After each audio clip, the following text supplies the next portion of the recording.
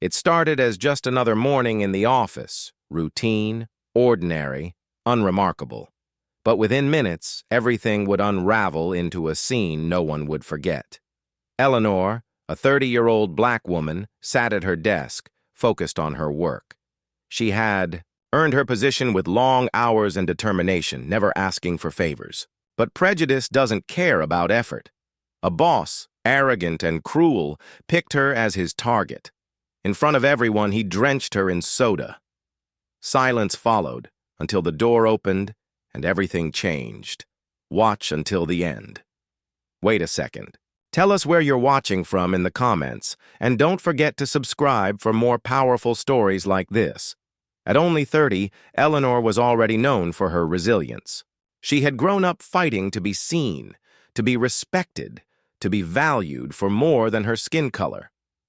After college, she worked her way into a promising career at a mid-sized firm, driven by dreams of financial freedom and stability for her future. She loved fashion, music, and quiet evenings, sketching designs in her notebook. Still, in the office, she was all business, professional, disciplined, and determined. Her coworkers saw her as quiet but reliable. To many, she blended into the background.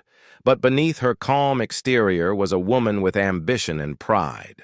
That morning, she wore her favorite cream blouse and carried her lunch, ready for just another day. She had no idea that this ordinary routine would spiral into public humiliation, only to end in a revelation that would shock everyone. The office buzzed with phones ringing and keyboards clattering when the boss entered. His temper was infamous, his arrogance unchallenged. Eleanor barely looked up, immersed in spreadsheets, when his voice cut through the noise. His gaze fixed on her with a mocking smirk. Grabbing a soda can from the counter, he walked toward her desk. "Let's see how fast you can handle this," he muttered, and with one tilt, the liquid poured across her papers, her blouse, her lap. The sound of the soda splashing echoed in the stunned silence. Gasps rippled, but no one moved. A few coworkers lowered their eyes, pretending to type. Others stared in horror, too afraid to intervene. Eleanor froze, her hands trembling as she tried to gather her soaked papers, the stains spreading across, her clothes like scars. Her humiliation wasn't just in the sticky soda, it was in the laughter that followed, in the cowardice of silence, in the smirk plastered across the boss's face. She pressed her lips together, holding back tears, refusing to give him more satisfaction. The room was heavy with unspoken shame. Everyone saw, but no one acted. And then, the door opened. A man stepped inside, his tailored suit crisp, his expression sharp. He scanned the scene, his eyes locking on Eleanor, then narrowing at the boss. Calm, powerful, and impossible to ignore. No one realized just who he was yet. The man's shoes echoed on the floor as he approached. Eleanor lifted her gaze, recognition flickering in her eyes. Relief softened her trembling expression.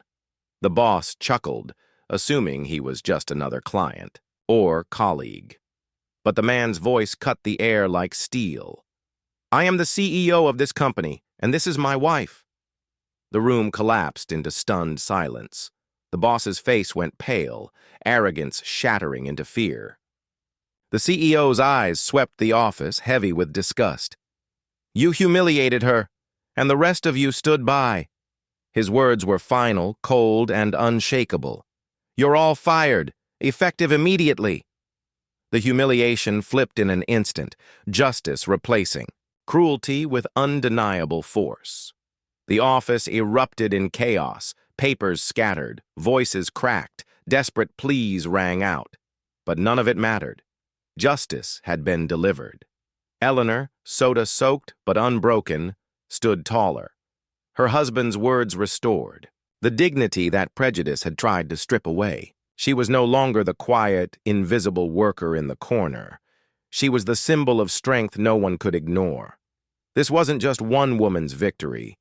It was a reminder of how silence enables injustice and how racism festers in the spaces where no one speaks up. The question lingers. How many more humiliations, how many more silences before respect becomes the norm?